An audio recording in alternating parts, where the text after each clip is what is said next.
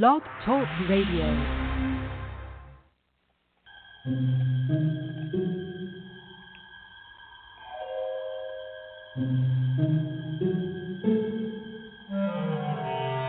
Archangels, ghosts, and Bigfoot, oh my. It's just another night for Supernatural Girls. Real stories, real answers to life's biggest supernatural mysteries. And now for another exciting interview with paranormal experts from this world and others. Here's your host, paranormal researcher Patricia Baker, on the one, the only Supernatural Girls.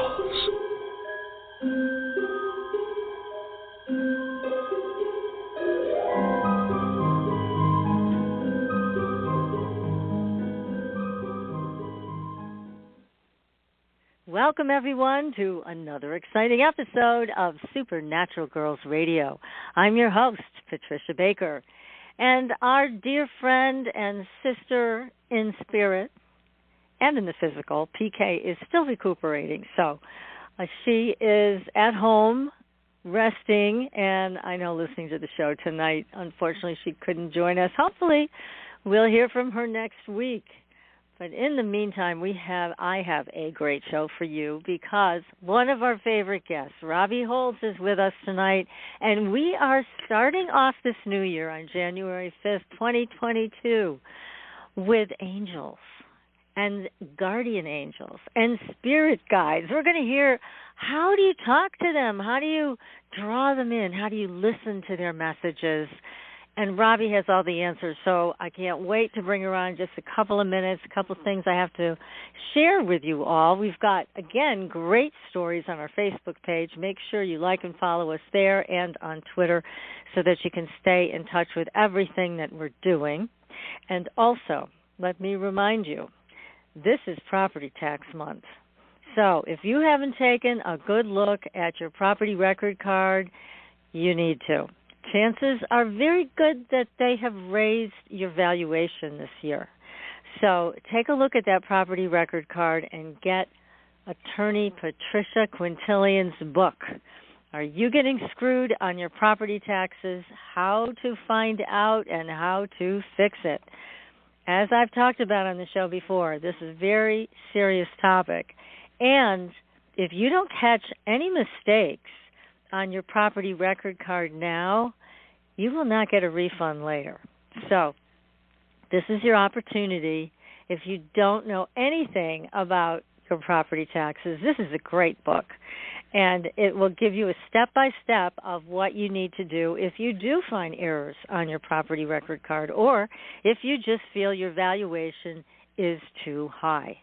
So you can get this on Amazon. I highly recommend it. You don't have a lot of time to get all of this straightened out if you do find something wrong with your record card. So get this book, Are You Getting Screwed on Your Property Taxes? How to Find Out and How to Fix It.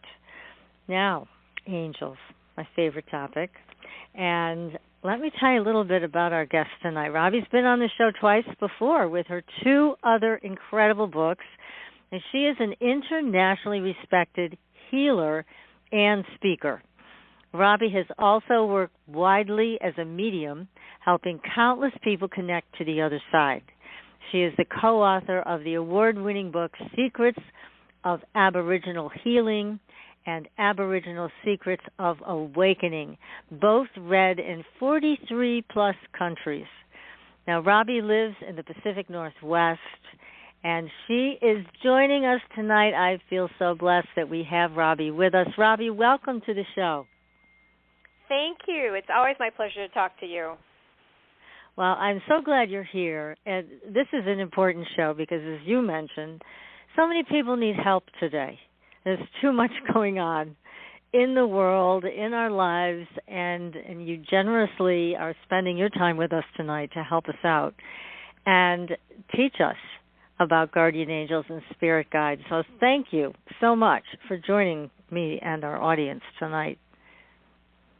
I'm excited to get this information out. I think it really makes a huge difference. So I'm thrilled that you're helping to help people recognize the help that's available to them from these beautiful celestial beings. Well, we need to know more. And now the name of your book, I just want to make sure everybody knows, Angels in Waiting. What a great title. How to Reach Out to Your Guardian Angels and Spirit Guides. And you can get it on Amazon. It's a great book. So, Robbie, first of all, what else made you want to write this book, besides that we're all in a crisis these days? Well, the main reason, Patricia, is because the guides and angels asked me to. Okay. I mean, it's made a huge difference in my life, and I've been counseling people for a very, very long time on how to get their help, and I've seen what a difference it's made in their life. But it's quite interesting. We started working on this book a number of years ago, and normally it doesn't take, more than a year or two to get a book out. It took us 4 years to get this book out, and I thought, why did it take so long? And it's because the guides and angels told me, because they didn't want that book out sooner. They knew we were going to need it now. And so there was very deliberate timing on their part as to when this book came out, which was just a couple months ago, because they knew that we would need it now. It would be much more needed now than it would have been 2 years ago, which is what we were aiming for. So, it's very different times than 2019 as opposed to now. Oh, gosh. It is incredibly different. Absolutely. So what is the difference? Because I noticed your title. I was like, well, okay, what's the difference between a guardian angel and a spirit guide? Yeah, I think people are often confused by that. Angels are celestial beings that are operating in love and light, and they do not need to incarnate and have a human experience. They don't need to live this life on this planet. It's like a school. They're way, way beyond that. There's no point in it. Now, angels can briefly take on a human form if they need to, and they've done that many, many times. There's so many people have told me stories about how, angels have taken on a physical form and given them guidance or woken them up from a burning fire or whatever. But typically, they don't need to go through. They don't need to go through the human experience. Now, spirit guides, on the other hand, have. They've had many, many lifetimes where they have evolved and grown to the point where they're highly evolved, and they choose to come back to be of service. Out of tremendous love. They're all operating out of tremendous love, and that's the only ones that I work with. But spirit guides will come in. Whereas angels, as guardian angels, for instance, are always by your side. You're never without the presence of an angel. Spirit guides will come and go depending on what's going on. So, like if I'm writing a blog or an article, a different spirit guide might come through depending on what it is I'm writing about. And I know sometimes people think that like deceased loved ones who have passed over, a grandmother or father or something might come back as a spirit guide or an angel. That's a different category as well. They do come in and out now and then, as well as some of our pets. I don't know about I know for sure dogs, because the dogs will come through now and then. But and let me just say, when the dogs come through, I am just weeping. There's so much love coming from those guys. But you can have deceased loved ones, including ancestors that you might have never met. That like you might have a great grandmother that you didn't even know that might check in on you and guide you and protect you and help you now and then. But you're not bothering them by working with them or asking for their help, because they can all bilocate in many different places. So that's a little bit about just 3 different categories right there. Yeah, so it's very interesting. They all have a specific point of reference of where they come from, and they all have a specific job, too, it sounds like. So the angels never leave your side. There's always an angel with you. That's really nice to know. Yeah, I think it makes a difference if you know that there's always an angel by your side. Guardian angels are a little different than other angels. Guardian angels have been assigned to you for this particular lifetime, or a particular lifetime. You don't get the same guardian angel more than once. That's because it's a different lifetime. You're here to learn different things. You're in a different place of evolution and growth. But the guardian angel is assigned to you, and whether you believe in them or know they're there, or they're always by your side from your very first breath to your last breath. And some people have more than one. And don't read into it that you need more help or more protection. It's just that some people just tend to have 1 or 2. And they're always there. And their role is a little different, Patricia, in that guardian angels, like the word describes, they're guardians. They're there to make sure that you're not harmed or killed or experience something that your soul does not intend for you to go through at that moment. So that's why they're called guardians. This is a free will planet, but they have, and they all have laws that they're governed by and limited by in some respects, but the guardian angels are assigned the role of protecting you to make sure that you're not harmed or killed or injured or experience something that your soul doesn't intend for you. So then they have permission to step in and stop that. And I know, and I'm sure you've got examples too, but I remember before I even knew about guardian angels, years ago, like over 30 years ago, I had my newborn son with me. I just brought him home from the hospital, and I was crossing the street to go get the mail out of the mailbox, and I almost stepped in front of traffic, and something physically pulled me back. There wasn't any, I couldn't see anything, but something pulled me back, and I knew that was weird. That wasn't me. And then I had another experience.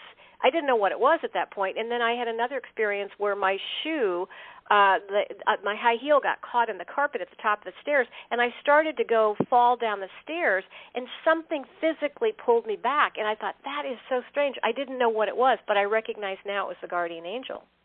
Mhm. Yes, very handy to have them around. I'm sure we keep them very busy. Yes, I remember once I was gardening, and I went to walk out of this area of the garden, and my shoe got caught on one of the tomato, it wasn't a stake, it was more elaborate than that, but it got caught on it, and I thought I was going to do a face plant, and what happened was I just was suspended horizontally, and it was the strangest thing. I mean, I was just suspended, so I know my guardian angel must have caught me, so I didn't land on my head. So that was that was a good thing. Did you know it was the guardian angel, or you just knew something strange had just happened? I knew it had to be a guardian angel because the way I was suspended in the air, I mean, it was like time stopped, and I was just hovering, not moving when I should have been heading downward, rapid. What a bizarre experience that must have been. Yeah, it was fun. It was like, oh, thank goodness that happened instead of the alternative. Yeah. Yeah. But yet there's sometimes, I'm sure, that people think that their guardian angels aren't doing anything. You know, they're slacking or they're sleeping on the job. I mean, tell us about those types of things too. Yeah, and I've had people say, I think they've quit on me, or they've lost patience with me. First of all, they don't have those kind of emotions. They're very love-based, and they love us beyond our wildest imagination. So they don't get frustrated. We don't need new ones, or wear them out. But a lot of times our soul wants us to go through those experiences because there are lessons. We're here to learn. We're here to experience and grow and evolve. And so often we, especially if we're not learning something, it's going to keep coming around and around until we finally get it and master it and move beyond it. If you look at Earth as a school, it's a free will planet, which is quite unique in that we get to choose whether we move on and learn from these things or not, but at some point you're going to have to pass it. And so the guides might, like if somebody wants to get well and say they're sick with something and they ask the guardian angels or spirit guides or whomever to intervene and to help them, there might be quite often there's a reason behind the illness, and so they need to understand what's the reason behind it. For instance, fibromyalgia, which I had years ago, that's the emotional core to fibromyalgia is system-wide fear. You've got fear throughout your whole body. You're not just holding it in one area. And it's interesting that fibromyalgia is becoming more commonplace and is affecting more and more people and younger people all the time. So you can ask your guardian angel, for instance, thank you for healing this fibromyalgia, but what they'll do is they'll help you recognize how you're creating that and so that you'll recognize that the fear is what's creating the problem. It's mind beliefs or distortions or conditioning or whatever, and they'll help you recognize that, but they'll also help you stop those kinds of sabotaging thoughts. And then they have permission, if the soul's on board with it, with healing you. So I think Patricia, where people get into trouble is, you can ask, for instance, to have them help you win the lottery, but that won't happen if it's not your soul's intention, which it probably isn't. But they can help you bring abundance to you in many other ways. So they're going to respond. This is very important.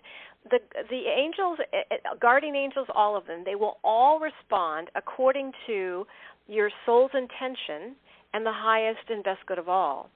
So they are governed by that. They are governed by free will. They'll never force you to do anything, but they will certainly give you guidance and give you awareness where you need to change.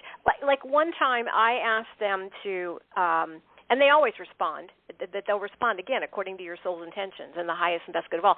I asked them one time to help me. I had a really bad sugar addiction. I mean, I was raised from a very young age to come home and eat, just open up the cupboards at 3 o'clock from school and have at it, right? Sugar heaven. Yeah. And so I cookies. Asked them. I was afraid to say it on the air because I know we've just been through the holidays, but yes, cookies. So I asked my guide, and I asked my guides to help me overcome this really lifelong habit of too much sugar, a sugar addiction, really, because they said for me a little is too much and a lot is not enough, which was quite true. And so I remember asking them for help. Now, they can change your motivation. They can help you so that you're not triggered by things. And I remember I've told this story before, but I think it's so poignant about what's going on here. This is how they're helping. A lot of people don't recognize how they help. So I was coming out of a ice cream shop with my sister, and we had gone in and gotten ice cream cones. And I went to go take that first lick as we're walking out the door, and I didn't even get that first lick. The ice cream just toppled right off the cone and just rolled down in the parking lot. Right? And my sister starts laughing, and she says, "Oh, let's go get you another cone." And I'm like, "No, I get it. I'm not supposed to be eating this sugar. I'd asked for help," right? So this is how they're helping. And another time I was eating out of a bag of something I shouldn't have been eating out of because I'd asked them for help. Free will, you can go back and get another ice cream cone or you can keep eating out of that bag. It accidentally, quote unquote, dropped and spilled all over the kitchen floor. And it's like, okay, I get it. It's my choice, but I've asked them to help. And it's enough to cause that hesitation where you realize, okay, this is really not what I want to do. So with their help, I've not had they've helped me get rid of the sugar addiction. They've helped me build better eating habits. They've helped me develop an exercise plan that I enjoy doing. That's a good one. Meditation, because I was having a hard time meditating every day. And it was really interesting. They they helped me meditate, but it's not at all how I would have thought. It's not my mind was thinking I needed to do it sitting in a certain position at a certain time, and they're like, no, you need to lay down. That works better for you. So they can help you in ways that your mind cannot. Let's put it that way. That's wonderful. And it's helpful to know how they reach out and make a difference in our lives. That really is helpful to hear. And I have a question here from one of our listeners, so let me get them on the air. It's area code 434. Hello. Hi. Hi. Who's this? What's your name? This is Bill, calling from Charlottesville, Virginia. Great. Do you have a question for Robbie? Yeah, as far as my spirit guides, do they help me stay out of trouble as far as, like, doing things that will get me going to the bad place when I die or keep me from physical harm, all types of harm? Well, let me ask them. You said your name was Greg? Khalil. Like Khalil Okay. Gibran. Oh, okay. All right. Let me just talk to them for a second. Hang on one second. Oh, this is great. So that's a good question. You have a guardian angel that helps with that. Okay, the spirit guides come and go depending on what you're doing, but it's the guardian angel that helps you with that more than anything. Okay. So even like fear of going to hell, it'll help keep me out of that. They'll help you make choices that will help you shift into a higher frequency, a higher vibration of love that will help move you along in that path, in the direction that you're asking. Yes. Thank you. So they're telepathic to your thoughts. They'll also pop thoughts into your head, okay? And again, it's always done with tremendous love. They'll never tell you you have to do anything, but they will offer guidance. And you'll get this sense, I should do this or I need to do that. And it's not need. I shouldn't say that, because it's the mind will tell you you have to, you should, or you need to. Whereas with them, it just feels right, okay? It just feels right. It's that knowing. The guides and angels are operating out of love, whereas the mind sometimes, or quite often, operates out of fear. So that if you want to know if it's my mind or it's the angels and guides, you can ask, is this out of fear or is this being guided by love? Okay.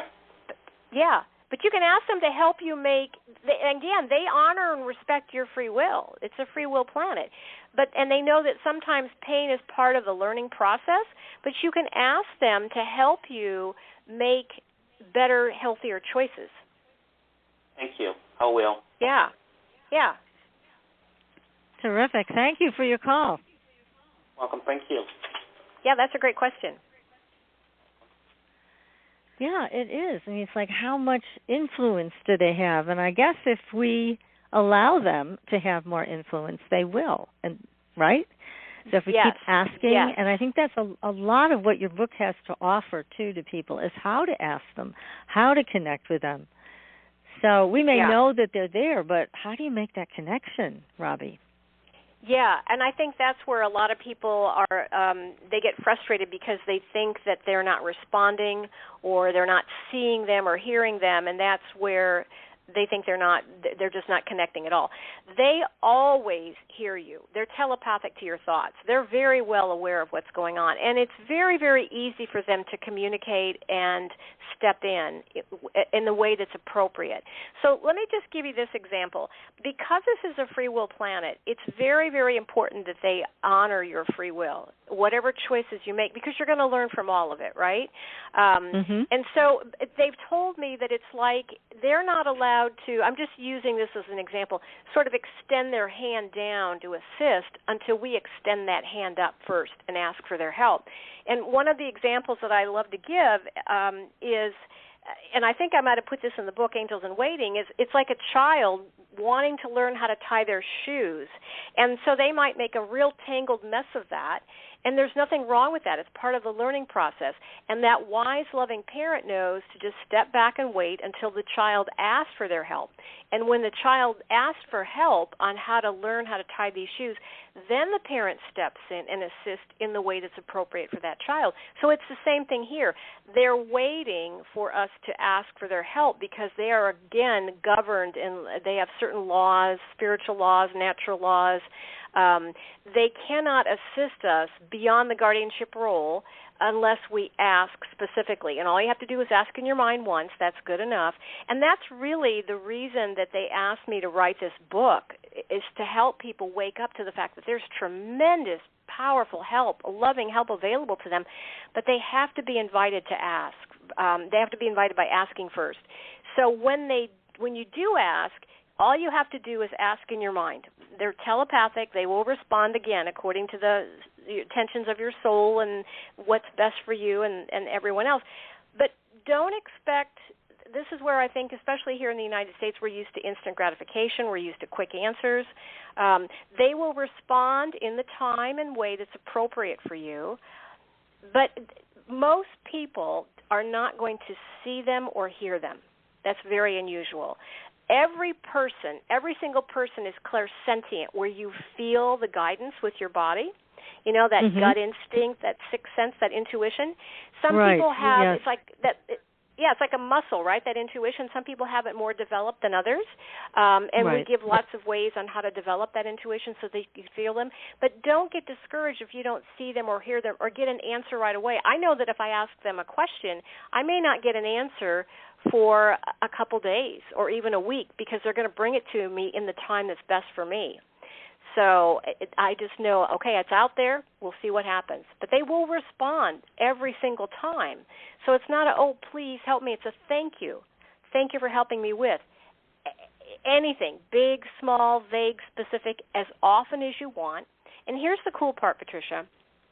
They'll help you with little stuff. They know it's the little stuff that sometimes can just drive us crazy and over the edge. It doesn't matter whether it's career, relationship, whatever. But the beautiful part about this, and I think this is what people will feel better knowing, because a lot of people think they don't deserve it or why would they help me. They're serving out of tremendous love, and now more than ever, we really need their assistance. And every time we allow them to help us by asking, every time we allow them to assist us, because they're serving out of love, that allows them to grow.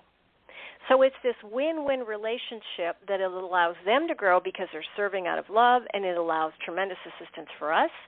So it's this beautiful symbiotic relationship that we were designed to take advantage of, to use. We were never designed to be doing this alone, but it's fine if you choose to. That's part of the human experience.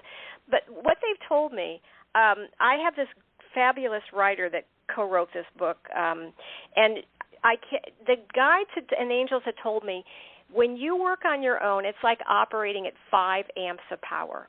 When you use their assistance, it can be like operating at 5,000 amps of power. 5 that's a big versus jump. 5,000. Big jump. Yeah. And she kept sending it back to me, and she had changed it to 500. And I'm like, no, I know it sounds like it should be 500, but they're very clear. It's 5,000. That's the huge difference, because they don't have the limitations we do. They know how to bring things to you easier. It's very easy for them to operate on this plane, this dimension. It's really child's play for them. So rest assured, they hear you. They will respond in the way that's best. It also sounds like, Robbie, that they work as a team on the other side with other entities, beings. Okay. Because that also, I would imagine, makes them much more powerful in the way they can help us, because it's a team effort. Yes, and that brings up a good point. The guardian angel or angels are like the gatekeepers. They're like the first responders. And they are the ones who are constantly by your side, and they are there responding first. And if they want more help, they will bring in more help. Just like what I was talking about earlier when I'm writing a different article, they might bring a different spirit guide in who knows more about that. And some of them were easier to work with than others. Some of them I had a really hard time communicating with. Others it just flowed.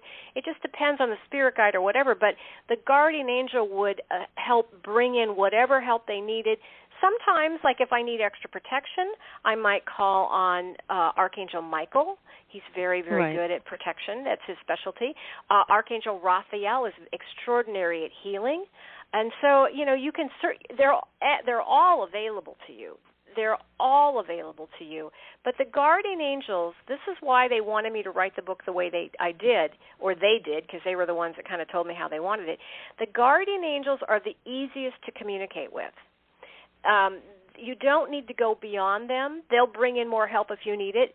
Yes, it's fabulous if you want to go ahead and have a relationship with deceased loved ones or spirit guides or archangels. I mean, that's fine. God, goddess, creator, divine source, whatever.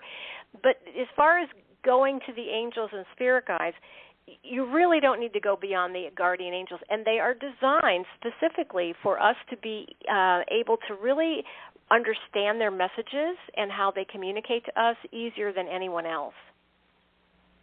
Now, how do you communicate with them? Do you hear them? It's a wide variety, and it's taken years to develop that. I mean, I didn't know about that I had this ability. I certainly didn't know I was a medium for many, many years. And then when my husband passed in 2007, Gary, he was a physicist. He was a doctor, and he went into the outback and had experiences with the remote outback Aboriginals in Australia, and they taught him in his short time with them how to be able to see and communicate with beings from the other side, so that he could see now what the remote Aboriginal people see, the angels, the spirit guides. He could communicate to them very easily. And so he came back in 1994 from the outback and started really developing this ability to communicate to them. And I didn't bother communicating to my guides and angels because he's so good at it. I would just ask him questions and he'd give me the answers. But when he passed in 2007, What I didn't expect, Patricia, was for him to show up from the other side of the veil every morning. Like if I closed my eyes, I could see a certain pattern of his energy. And he showed up every morning after he passed for months and months. And it was always at 8 o'clock in the morning. He was always a punctual guy. It was never 7:59. It was never 8:01. It was always 8 o'clock, except one year in the spring when the time changes. But I think that was more of a joke, and he was an hour off. But I think it was more for my benefit than anything. But so Gary kind of helped me recognize how to slowly start developing, like fine-tuning that intuitive muscle that I was just talking about, and recognizing. Yes.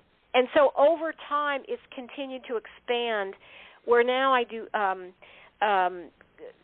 communicate with them all the time. My whole team. I call them my team, and they've just developed different ways of communicating to me, and we've gotten better and better at it all the time. I recognize, as this is like learning a new skill. The more you do it, the better you get at it. But I recognize them. Most people probably wouldn't know it was their angels that popped a thought into their head or gave an aha moment to them or created synchronicities. But I recognize that it's them, and I'll ask them, and they'll tell me. Yes. Like just now when I was asking, was it the spirit guides or was it the angels? And they were saying, no, it's his guardian angel that's been assisting him. So, yeah. Wow. Yeah, so you get a lot of good information, and it's clear.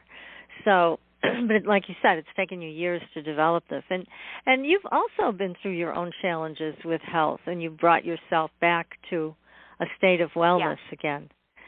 So do you feel that they helped you with that also? Oh, it was absolutely necessary. When I delivered my son back in 1985, it was a really rough delivery, over 30 hours, and the doctors or nurses suggested getting a blood transfusion to kind of pep me up faster, is how they put it. And I, had no clue, and I said, yeah, of course. And so the blood transfusion was tainted with hepatitis C. This was back in 85, and we didn't have... Yeah, and it had hepatitis C in it. And but see, again, if it wasn't supposed to happen, that's where the guardian angels would have stepped in to ensure that that didn't happen. But it needed to happen because I almost died from the hepatitis C, and then I almost died from the experimental treatments that the doctors put me on. But I needed to go through that experience because I needed to learn how to heal myself, because it put me on this path of helping other people learn how to heal themselves as well. So it was all necessary, and it was my soul's intention for me to survive that. It was my soul's intention for me to go through that, but it was my soul's intention for me to heal it completely and then show other people how to heal themselves as well. So that's what I spent. And I learned that happened to me, Patricia, when I was in my early 30s. I certainly never thought I would hit 40, and here I am approaching 70. So, wow, that sounds old. Wow, you've done well. I'm so grateful to have spent time that I never thought I would have with my son. That was really what motivated me, is to survive long enough for him to know me at least. And it put me on that path of going beyond what traditional medicine offered. Yeah, which you had to do, because back then there really wasn't anything to treat this effectively. Now there's a medication that is supposed to be highly effective, but you didn't have access to that then. It didn't exist. No, they didn't. No, they didn't even have a name for it. They just called it non-A, non-B hepatitis. So they didn't have a name. They certainly didn't have treatment or a cure for it. But the experimental treatments were a cocktail of certain drugs that they were, fortunately for me, and of course no surprise, the researchers were here in Seattle area at the university. And so I was put in touch with some of the researchers who were giving me experimental treatments that weren't available. Now that almost killed me the second time, and then my body could no longer accept any of those treatment drugs that they had offered. But I ended up healing myself completely of the hepatitis C, and the researchers couldn't understand how I did that. And I understood how I did it, and it's what the Aboriginal remote people had taught my husband, who was the physicist, when he went into the outback they gave their healing secrets to him and asked him to take it out into the world because they said we really didn't understand how healing worked. So we describe his journey into the outback as a physicist with MS in a wheelchair, and how they helped him understand the role that the emotions and the soul play in healing as well. If you have the body and the emotions and the soul all aligned with healing, anything can be healed. It doesn't matter what it is. But what the Aboriginals were teaching us is that what we're not honoring or really recognizing is the part that emotions play in how they affect the body, and that if you don't get to the emotional core, it's like picking the top of a dandelion. It's going to come right back again. So you can have tumors removed. For instance, if you have a lot of grief, we tend to hold grief in our chest area, and you might develop tumors, especially if you have a propensity for that genetically. And the doctors might remove those tumors, but they'll grow back again if you don't learn how to let go of that grief, to release it.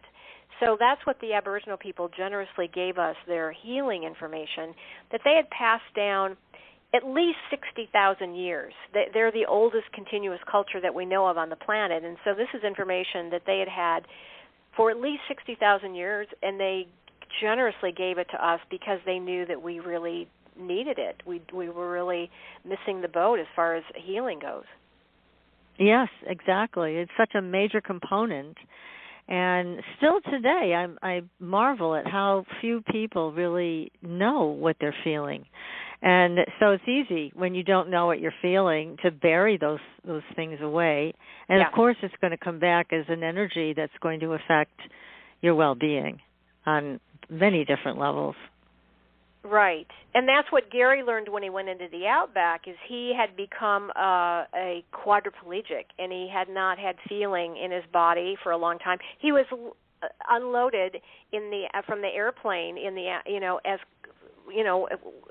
a wheelchair, as cargo, so to speak. And he went into the outback, and they taught him. He had a really rough, abusive childhood. He had a father who was an alcoholic who used to physically abuse him. And Gary, with that brilliant mind of his, got really good at numbing himself emotionally to the point where he numbed himself physically as well and became a paraplegic or quadriplegic. Oh my. And so the Aboriginals helped him recognize your father. He's teaching you how to forgive. And so when Gary finally, like you were describing earlier, Patricia, how we suppress those emotions, Gary had really suppressed those emotions. And when he finally let them come to the surface and let them go and let it go about his father, that's when he started regaining feeling in his body for the first time in 7 years. So it was a remarkable transformation in many, many ways. And that's when he came back and recognized we're missing the emotional component to a lot of these illnesses. Not every time, but quite often. And so he came back and got his doctorate degree in immunology, became a doctor of immunology, and practiced what we call psychoneuroimmunology, where it's about how the mind affects the immune system. Gosh, and it's too bad. He's passed away then. How many years ago? This was 2007. Yeah. So he went into the outback a desperate man because he really had about 6 months to live.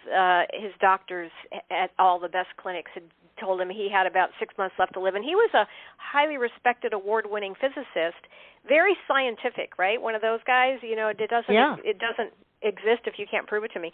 But he had heard that the Aboriginal tribes people had remarkable healing abilities, and he was able to contact them, and that's all in the book, Secrets of Aboriginal Healing. It's kind of a remarkable story. And he went there, and he was taught their healing ways and came back determined to get this information out like they had asked to help as many people as possible. And so he lived. He went in 94 with about a 6-month death sentence, and he passed in 2007. And, so here's what happened, Patricia.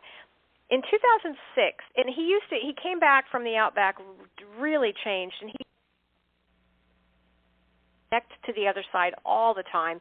In about 2001. In about 2006, his angel told him that he would be leaving in about a year. 6 months or a year, I can't remember.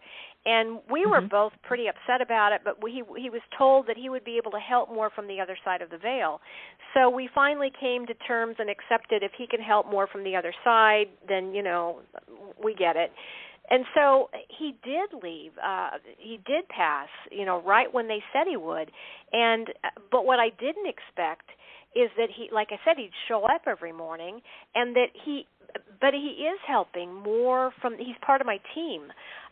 He's part of this beautiful spirit team that I have. He's assisting, and he is able to assist more from the other side. So he helps with, and there's also Aboriginal healers who have passed on who are also part of the team. So it's quite the interesting team.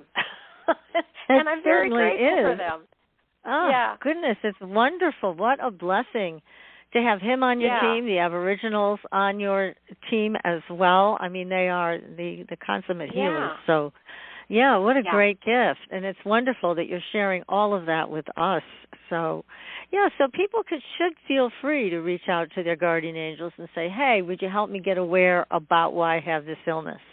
Can you help me bring to awareness why I'm in pain physically or emotionally or whatever. So they can ask those types of questions and get some type of answer. Now, if they can't hear them, they can't see them, how do they get an answer? Just through intuition? Or do they also receive signs, like physical signs that their request has been heard?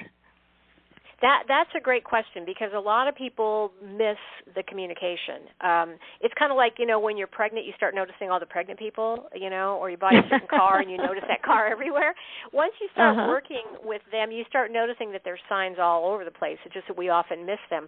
So there's many different ways, and we go into all of that in Angels in Waiting, because it depends on you. Like, for instance, if you're into music, it's so easy for them to manipulate songs that come up on your Pandora or radio or whatever, or the computers. It's very easy for them to do that.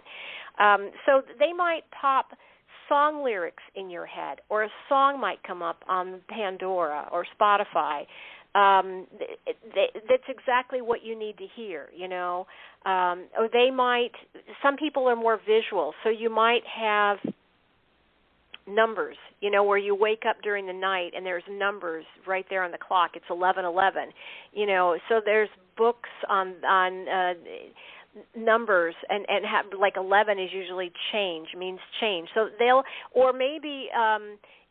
use butterflies or feathers or something to convey their presence, or to convey, guidance. And if you focus, you pay attention to that intuition, that gut instinct, you can feel whether it feels right or not. You can feel, oh, yeah, this is definitely guidance.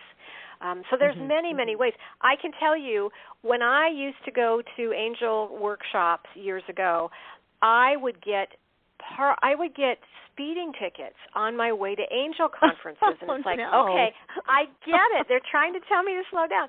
So I can tell you, every time after the second one, I'm like, okay, I get it. I am just going so law-abiding and slow the whole way there, because that's one of the ways that they were communicating. You need to slow down. So it's like, okay, I get it, So the second or third time somebody's saying the same thing, maybe it's somebody different, but they're giving you the same suggestion, I'm paying attention, I'm really sitting up and recognizing, okay, this is information they wanted me to have.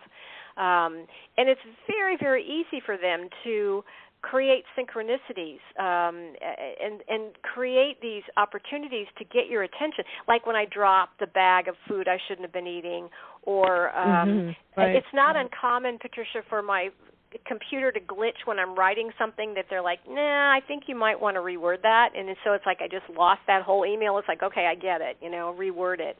So there's a lot of different ways that they will communicate to you. But every person is clairsentient, where you just feel it. Some people, they feel tingling. They might get goosebumps. They might feel like tingling on the top of their head or something. That's another way to recognize that they're there, the energy is there. But what I tell everybody that is really helpful is, if you do a 3-second gut check, in 3 seconds whether something is a yes or a no, or it's a go or it's not. If you go beyond 3 seconds, then now the mind's engaged. okay? But it's that quick, immediate response, okay? And they are usually very, very succinct. They won't go on at great length, but they can they give me real clear answers, but they're real quick, and they're very succinct. So they can sum up in just a couple words rather than go on for a long, long time. But yeah, it's you start recognizing, like if you wake up during the night and there's a thought directly there, quite often that's from the other side of the veil. It's that second or third thought. Okay, now that's the mind. It's joining in with the chatter, and so. Right. A lot of people, this is why meditation is encouraged, because what meditation is it's learning how to quiet that mind, right? Because it gets really noisy, and it's like somebody needs to turn the volume down on this thing every now and then. So it's like going to the gym for your mind, right? So you learn how to quiet it down, and it's much, much easier to feel their guidance, that inner wisdom, when the mind is turned down. Because I noticed that it's really hard to sometimes hear them when my mind is just chattering away, or it's, really frustrated. It's like, okay, I just need to get quiet, calm down, and then I'll start feeling better, the guidance. That's just one of the ways. Yes. Yeah, no, that's excellent. It's helpful because not all people are going to be able to see them or hear them as clearly as you may. So it's important for them to know how to get this information. What about getting information from them through dreams? Yes, that's another way. And that's especially common for people who have passed over, who are loved ones. They will quite often communicate through dreams. That's one of the easier ways for them to do that. And that's a little different dream than a normal dream. It's a vivid dream where you remember it, and you remember it in great detail, and you remember it for days or weeks or months or even years later. That's another very common way for especially loved ones to communicate. But they will communicate in a number of ways. They will it's so interesting. They'll use, like little kids, they'll say something, that because they're just, they can communicate a number of ways through that. I used to see, when I would see trucks that pull up to me that would say, we're out of this world, that just pull up next to the red light with me. It's like there's just so many ways they communicate. But if you're into visual, or if you're into songs, or you're into, listening to certain people, they will use whatever works for you. But that's their job, is to communicate to us, and they're very good at it. And that's their job, to convey their message. They are very good at it. So trust them and trust yourself. If you're supposed to get this message, they will get that message to you. And if you misinterpret it, they'll make sure that it gets cleared up at some point, So they're designed to communicate to us. So what you can do is ask them, thank you for helping me develop more trust in myself and in you. Thank you for helping me develop my ability to communicate more clearly, to recognize your signs and interpret it very accurately. So if you ask, they can help you develop that intuition. They can help you develop this connection to them and more easily see and feel or recognize that guidance more easily. Which I would think would be a very powerful thing. I mean, if you could see your guardian angel or hear them, talking to you or giving you the information telepathically, if you could get to that point, I would think more people would be willing and happy to listen to what they have to say. I think it's frustrating for a lot of people that they don't have that kind of a clear connection. They always are stuck in a place of wondering, is anybody here for me on the other side? Yeah. And I can see that frustration where people will write to me and say, I guess I don't deserve help, or I guess I'm missing it. And it's like, or they're not helping. That's a big one. It's like, oh, they're helping, but it's not the way you expect. It's happening, but not the way the mind expects it to happen. When you ask them for help, you have to let go of how is this going to happen and when is this going to happen, the big how and the when. That's the mind wanting to control everything. It's like they'll help you, but let go of how they're going to do that and when it's going to happen.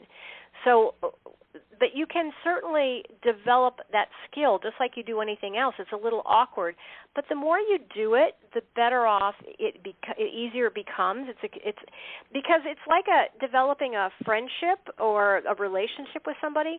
You don't just connect to them once every 6 months, right, and then expect to have a relationship. But if you know that they're there by your side, they're telepathic to your thoughts, and that's really one of the reasons that they wanted this book written was because they wanted people to know, and you kind of brought that up a second ago, they're right there by your side. If you know that, it makes a huge difference. They're waiting to assist you. Please ask away, but you're never alone. You've got tremendous help available. But, free will, you can ask for it or not, but it's huge. It's huge. Yes. It will make, Yeah, and here's where people get into trouble. Here's the big thing. We are asking our minds to do things it's not intended to do. The mind is a very powerful tool, but it doesn't always know how to get us where we want to go, how to be the best partner, the best parent, how to find the right career, how to find a good relationship because it's trying to do it its own way. And the soul has another intention, right? The soul wants you to experience and learn things, maybe self-love or forgiveness or, any number of things. So the soul is going to keep putting on your path what it is you need to learn. And the mind, as it tends to do, will try to avoid that, right? We don't want to go down that. We just keep avoiding it in resistance. And there's that saying, whatever you resist will persist. Yes. So when you ask the team, the guides, the angels, to help you, they can help you master what it is the soul wants you to learn. So that this is like a school, that you don't need to keep going through these lessons over and over and over while you're kind of beating yourself in the head over, walking into that brick wall again and again. They're here to help you.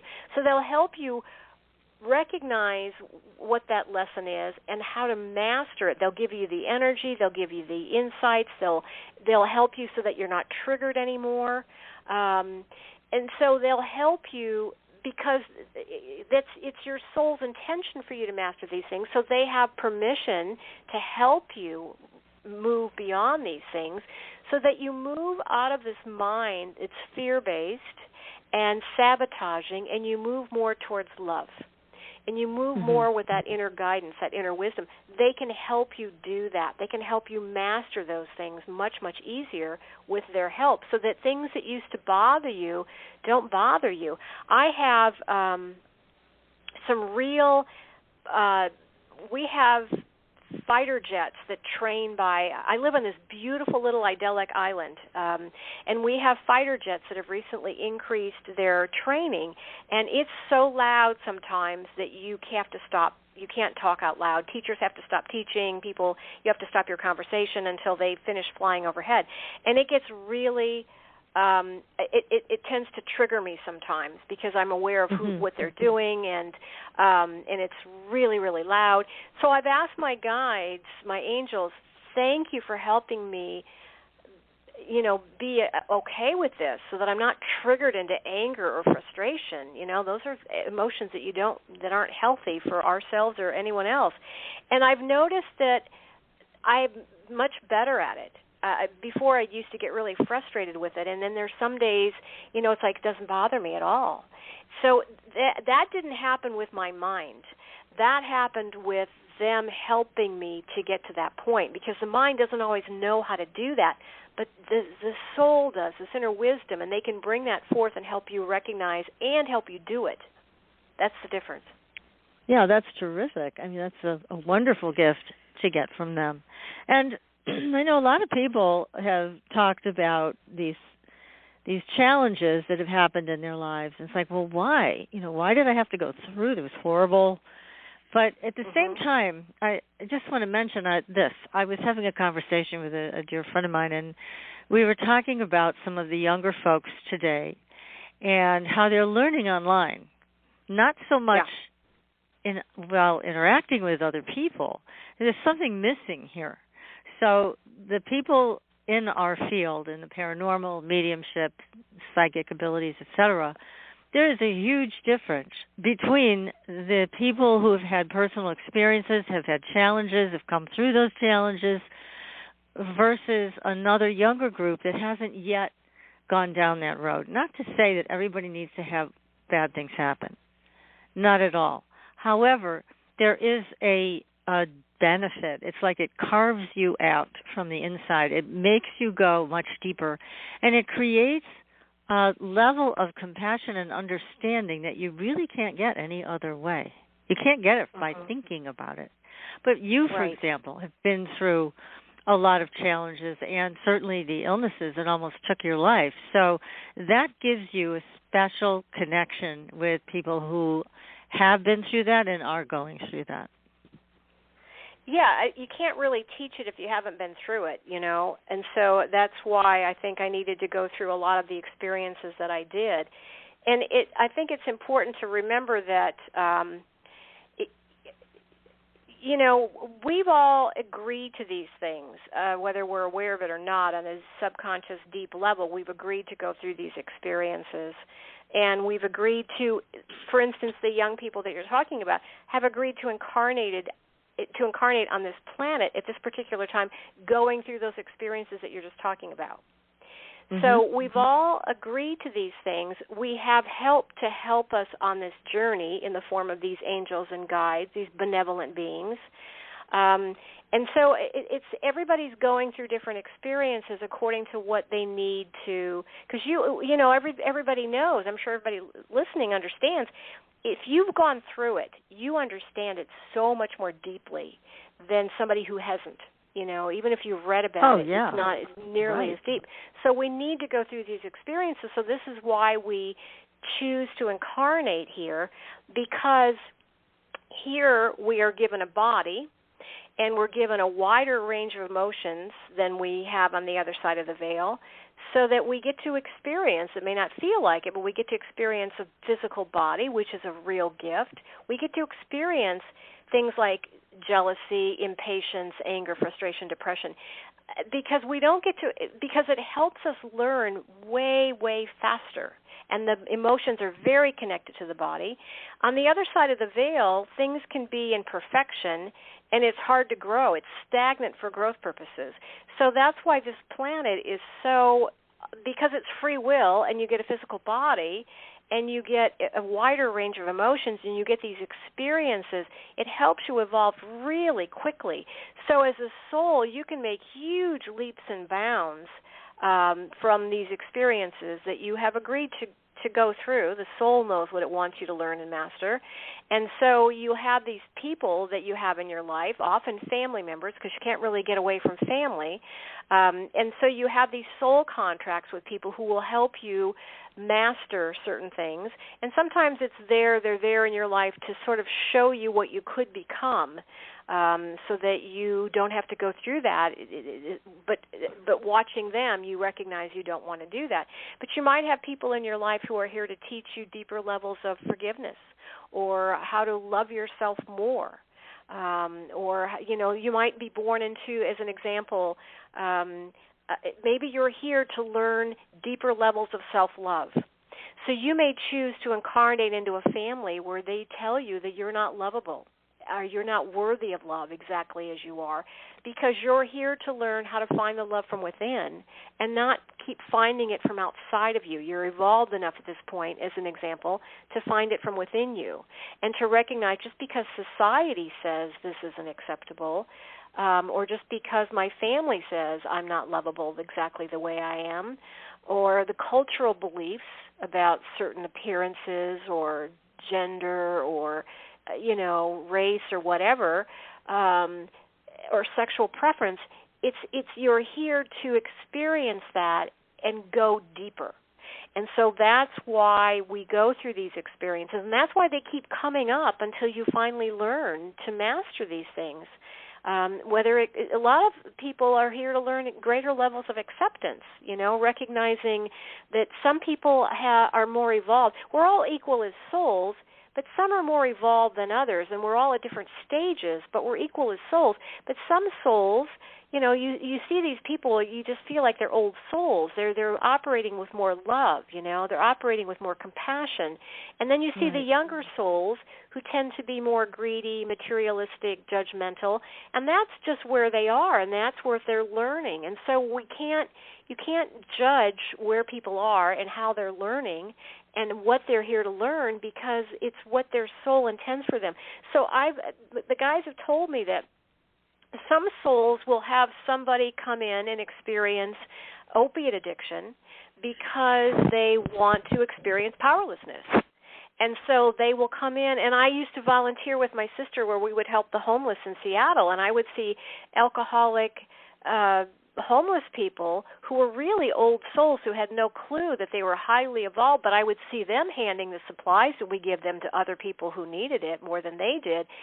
And so, for instance, if you have a family member who is, as an adult, making choices that aren't very healthy, this isn't about rescuing or enabling. It's about learning to not judge them where they are in their path, and that you might have this soul contract to hold them while they learn to love themselves and recognize that they're mastering what they need to learn and experience to help them grow and evolve. Yeah, this is a tall order for all of us, I know. But it's great to know that we have our own teams just waiting for us to reach out. Now, is it always the guardian angel you should ask first or start with? I mean, at what point do you go to a spirit guide versus a guardian angel? Yeah, and you don't even need to ask anybody specifically. You can just put it out there, and then the guardian angel will respond, or they'll bring in other help. But, like what we were when you said that's a tall order, this is where, again, we were designed to have help to help us, because this is a tough school. This is not easy. You've got to be really brave to incarnate here, right? Especially now more than ever. So we were designed to have this help. So when you ask, you simply ask in your mind, thank you for helping me move through this with ease, grace, and joy, for instance. Thank you for helping me be the best parent I can be, or help them in the way that's appropriate. Thank you for helping me love them in the way that's best. And then that enables them, because most of the time the guides, the soul intends that, and it's in everybody's highest good to operate out of love, right, rather than the mind with its negativity and fear. Yes. That allows them to give you insights, but it also allows them to download energy into you of compassion, of love, of acceptance, of whatever it is you need. It allows them to pop thoughts into your head about, I should call so-and-so, or maybe I'll drop off flowers or whatever.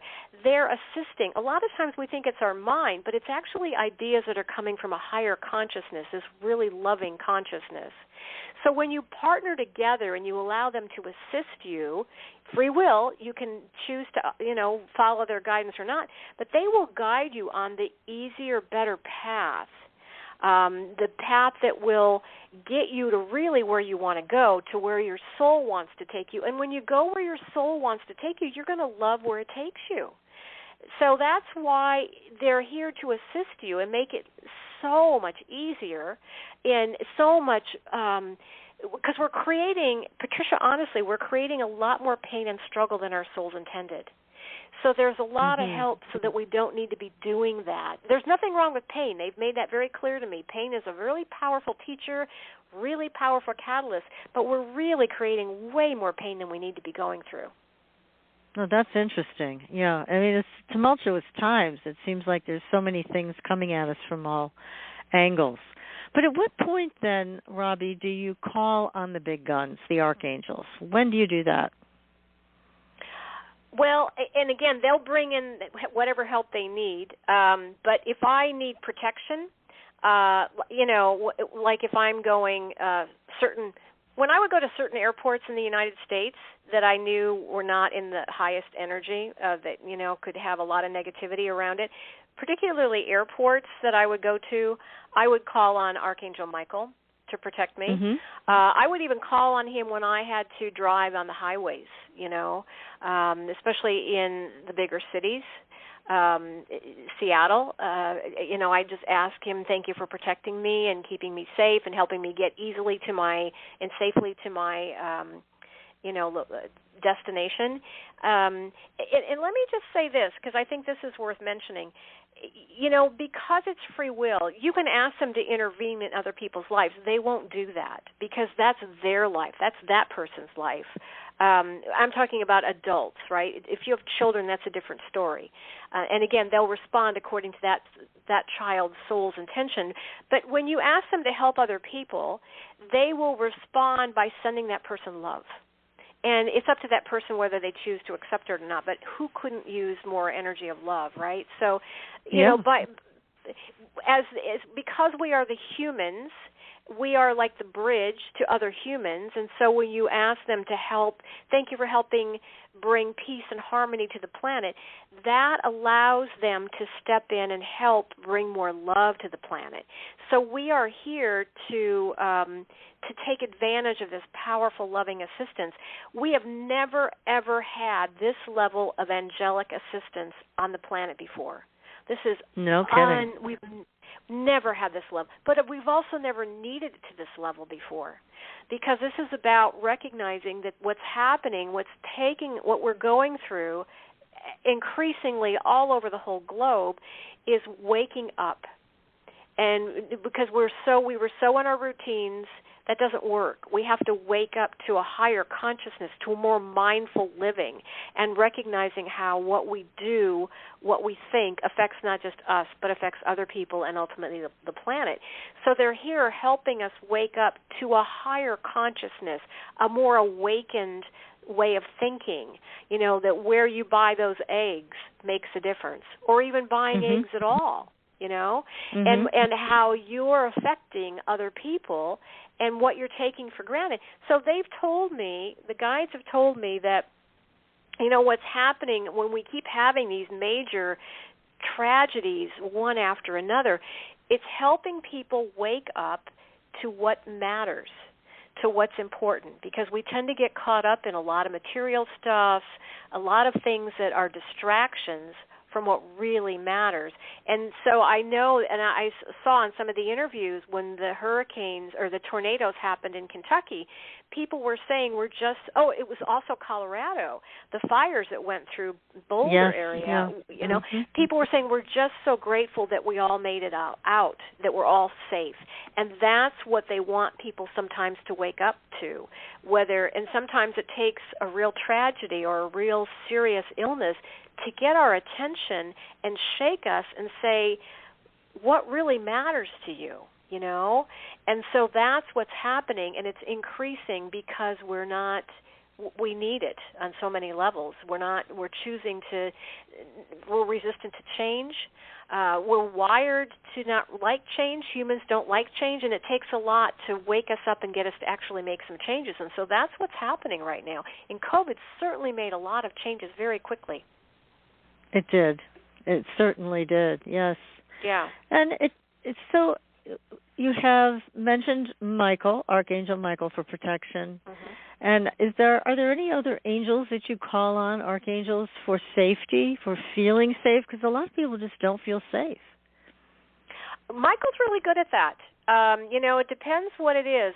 But Michael's fabulous at that. I don't even, I just know that I have this team. And so I just kind of, don't even get specific with naming them. And you don't need to know the name of your guardian angel. You don't need to know specifically. You certainly are welcome to call on anybody you want. There are certain ascended masters, if you will, who are very good at assisting with certain things. Jesus, you can certainly call on Jesus for the beautiful energy of, so many things. The energy with Jesus is phenomenal. It just makes me sob sometimes.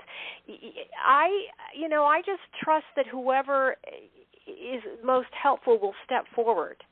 Okay. And so a lot of people have more than just guardian angels. They do have spirit guides that come in and out. They do have loved ones who come in and out now and then. But they're all available to you, but we don't need to get, if you want to, you can certainly, there's certainly books out there on different archangels and different angels and what they specialize in, but you don't need to go to that length unless you really want to. The guides, the guardian angels will just call them forth and assist. They all work together. Right. So you don't need all of that study on which angel does what. You can just trust that your guardian angels will bring in whoever needs to come in and help. And again, you did mention Archangel Raphael for healing, which, we've heard that one before, so that's good to hear again. Yeah. It's fascinating. So they have their own group. They're going to pull in what's best for you. That's very easy. It's very easy. That's so easy. Thank you for mentioning that, Patricia. They've told me over and over, don't let your minds complicate it. It's not that complicated. They're telepathic to your thoughts. You can think, and they're aware of what you're thinking. They will pop thoughts back to you. Eventually, you'll start recognizing a lot of times what you think is your mind is actually them. I mean, it's just so interesting watching them work. I really enjoy them. It's very easy for them because you need to remember, we're at what you would call the third dimension or a certain plane, okay, a certain vibration and frequency. They're operating in these higher frequencies and vibrations, and more like the angels are operating more on, and the spirit guides are operating more on the fifth dimensional plane. It's a higher frequency. It's like, I liken it to like an airplane propeller. You can't really see it when it's spinning, right? It's just moving so quickly. Yes. That's why we can't really see them, because they're spinning, they're operating, they're vibrating, not spinning, but they're vibrating at a much, much higher frequency. It's very, very easy for them to operate in our third dimensional world. It's child's play for them. So communicating to us is not a problem for them. If they really need to get that message across to you, you'll get it. One way or the other, you'll get it. And I've gotten some really interesting methods because I wasn't paying attention, you know? It's like, okay, I get it. And sometimes, you know, I feel like I was blindsided on purpose because I needed to go through that experience. But it's really easy for them to assist. The only thing is they have to be invited in. So this is where they keep saying, please tell people to ask us to help them more. Please communicate to that to people. It's that simple. Well, I like that. Anything easy, I like it. And it makes sense. Because we do tend to complicate things with our minds. We do have the monkey mind that runs around crazy and scares the heck out of us and all of that. So where do we get relief, especially in these times? So it's wonderful to know that we can just contact our guardian angels and ask for help at any moment or in every moment. We can do that. And thank goodness they are operating from a very high vibration, so even though they have to deal with us blockheads, they are patient and understanding. Thank goodness. Yeah. It's all good. They love us so much, it's crazy. And they don't judge us. They don't have those emotions, you know. They recognize that this is challenging. But, you know, like, you know, when you were just saying, Patricia, about the monkey mind, ask them to help you let go of that. Right? Right. So that's the big thing they keep telling me over and over is let it go, because the mind, it just keeps pulling this stuff back. So what I've learned to do is hand it over, thank you for helping with that, and then when my mind starts going back to it again, I just hand it back over to them, thank you for helping me let go of this, and eventually it's like that cocooning where you just don't feel it. You're not triggered by it anymore, you know, like I was describing earlier.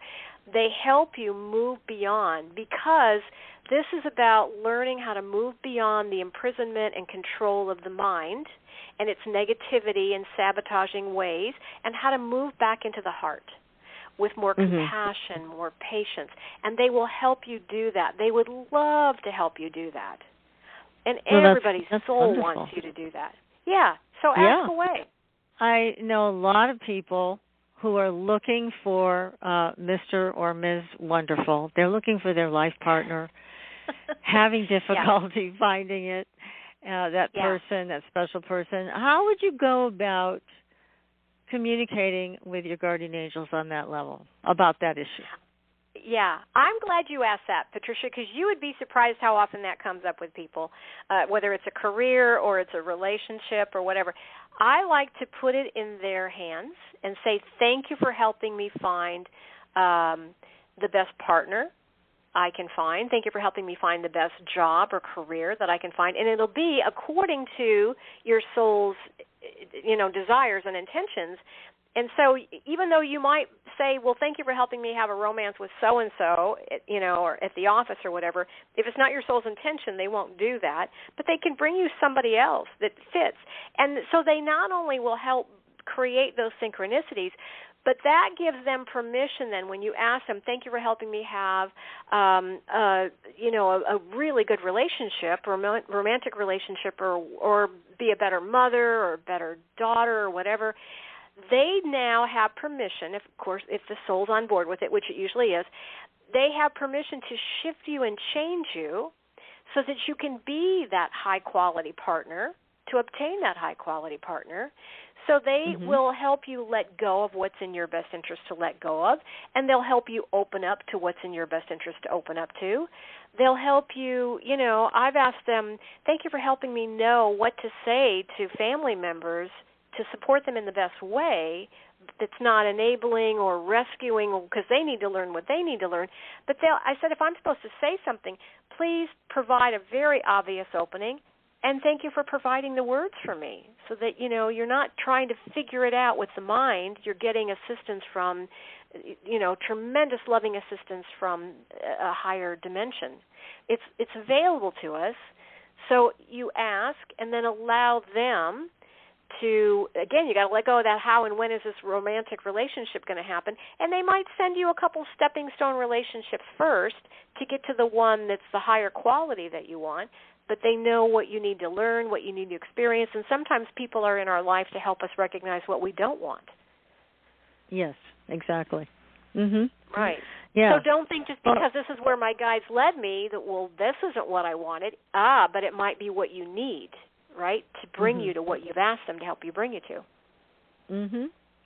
Yeah, so it's very interesting how easy it is, again, to do this. And I would imagine you could even say to them, I would like a person like this or something even better. So that you're kind of raising the bar and asking them about a life partner and saying, well, I would like this person. And I guess they could feel free to use any person that they know or that they see in the world and value, and then ask for that or something even better. And that the guardian angels should be able to respond to that and bring them to a better place to find a good partner. Yeah, that seems to be the biggest issue for people today that I encounter anyways, is finding that right person. But there might be things that you need to shift in yourself to be enabled to be attaining that job or that person or whatever. Well, then they can help you with that, right? They'll help you recognize, and maybe that's through, a stepping stone or a short-term relationship where you realize, oh, I have these tendencies, and that's really sabotaging this relationship. So they might bring that relationship to you so that you see, oh, this needs to change in me. So, it's about recognizing they can help you every step of the way, but it is, it is that transformational. It is that dramatic a difference. It's a big game changer, and that's why I feel so passionate about getting this information out there, because it makes a huge difference, and people need it now more than ever before. Well, they do also, because people who are, and I know you talked about this off air with me, who are still in lockdown around the world are feeling very isolated, very alone. So having your book and guidance on how to talk to their guardian angels and spirit guides and archangels is so helpful, because it puts that spirit connection right there and says you're not alone. Even though you're locked down in your apartment or on your farm or wherever you are in the world, you're not alone. They're with you. Yeah. I think that's probably one of the reasons they wanted this out now, because again, I was aware that there were some countries like Australia that are still in total lockdown. But then when we were talking, you brought it to my attention there's many more than Australia that people are going through this again. It's just very sad, but What's happening. Well, so I know this is just a simple little example, but I, of course, have been, like everybody else, home and or locked down in ways that I never anticipated. I didn't know, Patricia, that I actually enjoy jigsaw puzzles. I'd never done it before because I'm usually so busy I don't have time for hobbies. But things especially slowed down, in the spring of 2020, and they brought that to my awareness. And so they were like helping me. Well, this will entertain you, right? When you find those quiet moments you didn't expect to have. And I found, I really enjoy this. It's a nice, quiet, a simple thing to do, but it certainly has kept me occupied when I've been stuck at home and couldn't go anywhere. So put that in their hands. Thank you for helping me be at peace with this. Thank you for helping me find joy. I like to throw at them, thank you for helping me find awe and wonder in the simplest things. And you will find yourself mesmerized by the clouds, by the birds. They can help you feel that joy that a lot of us just don't experience during the day. So there's so many things they can help you with. Yeah, and that's a great one because, how many times do we have our faces stuck in our computer or our iPhones or whatever, and we are missing, our connection with nature, with other people, with animals, all of those valuable connections. So it is a way to bring all of this back and ask for their help and seeing again. So, we've been really taken off track in a major way with technology. So, I think we need to simplify life, and we were getting, really barreling down certain paths that may not serve us. And so it's about recognizing what the guides have been helping me recognize is how to keep simplifying my life. It does tend to bring more joy and more peace, and that works for me, and that's what I needed. So let them, they know what you need. Again, they're operating at a way different level than we are. They know what's in your best interest. Let them help you with that. You don't even need to know what it is you need. I like to say thank you for helping me with whatever is in my best interest, right? And thank you for helping me easily let go of these things that don't serve me. And they will not only give you the insights, they'll give you the power to help you do that. Now, what happens, Robbie, when you have a client you're working with who's really pissed off at their guardian angels because they think they're not getting any help, and these guardian angels really suck? So, what do you tell them? I want. Yeah, who do I talk to? Right? Well, you know what? I think a lot of times they don't recognize the help that they have been getting. They misinterpret it because they don't recognize this is what they needed to go through for any number of reasons. So I think because my guides will connect to their guides, their angels, and find out what's going on. But I can tell you a lot of people don't like the answers that they're given. It doesn't always work out the way you want it to work out. And it may not be what your soul intends for you. So, it's not always easy to give people information that I know that it's really nice to give them the fun stuff, right? There's a romance right around the corner, or the job that you're hoping to get is going to happen, but I have to be honest and give them what the guides tell me is real. And so that's, sometimes it's disappointing for people, but that's, and they can also, it gives them an opportunity to see this is where things are heading. You have the opportunity to change these things. This is where you're going. It might be time for you to take stock and realize this is really sabotaging your happiness.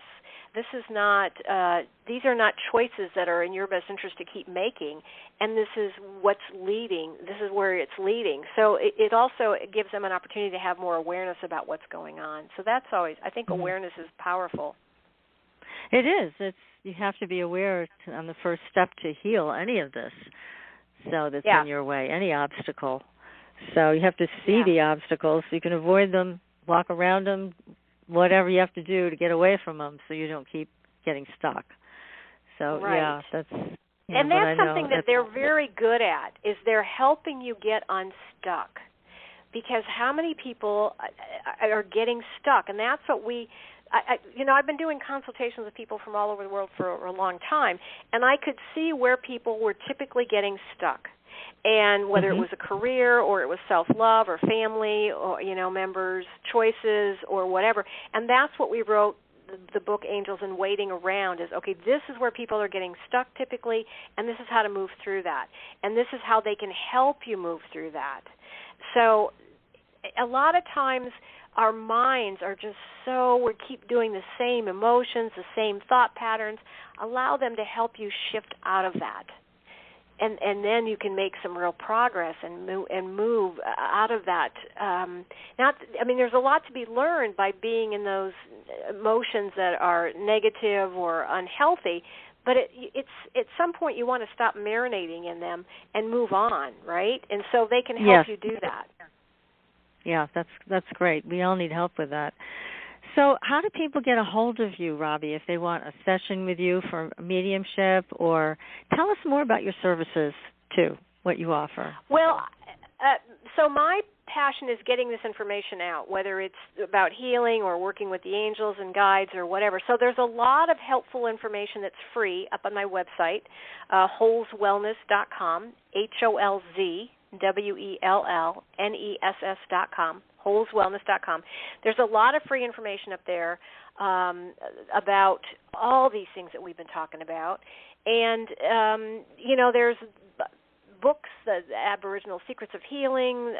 There's a number of books that I've written that have, again, with the guides' help and the angels' help, I've managed to, because I asked what's the highest vision of my soul, and they said to write 4 books, and I about fell off my chair because I hate to write. I thought that can't be right. But it was, but with their help, now I've written the 4th book, and the first 2 are in 43 countries, doing really well and having won awards.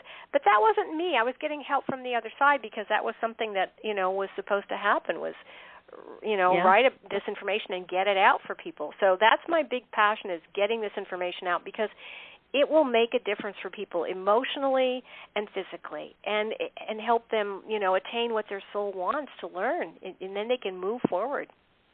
Yes, not much keep more repeating easily. that same class over and over again, right? Yes, I know. Really, how frustrating. Yeah. Yeah. Now, do they have another plan for you to write another book? Or have they you know what? As far 4? as I know, Patricia, one more, and it's a child's book. It'll be a children's book about a guardian angel, how to access. Because if a child learned that, oh my gosh, can you imagine if you knew that at 7 or 8? My goodness, it would be so wonderful. Yes. Yeah. Yes. Yeah. So that, I think that'll happen this year. So I can't wait to see what they have in mind for that.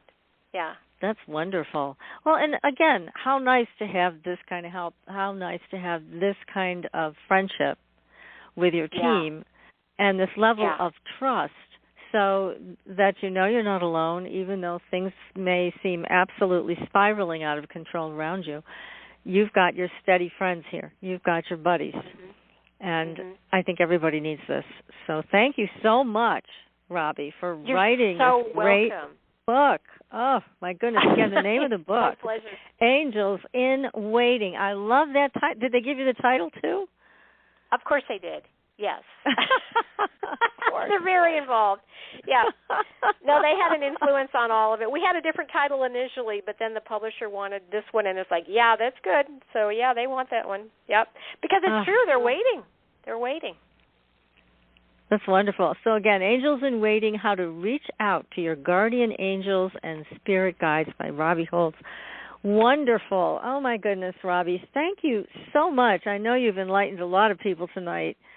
And I know the audience has to be thrilled with what they've been hearing. It's very comforting, very inspiring. So this is what we all need right now. Thank you. Thanks, Patricia, and thanks for the opportunity. Oh, it's my pleasure. And please keep in touch, because I'd love to have you back when you have your children's book ready, or anytime before that. Yeah. It's just delightful to talk with you. You have lived an exciting life. You're still learning and going forward, and so happy to share all of what you've learned with all of us. Thank you. Thank you. Well, everybody, we will be back, or I will be back Not sure about PK, but I'll be here next week with another great show. I think we're going to be talking about animal spirits. What a great thing to follow up Angels in Waiting with animal spirits. So until then, everybody, be safe, and I will see you on the Blue Highway. Good night. Thanks for listening. Tune in next week for another radio adventure with Supernatural Girl.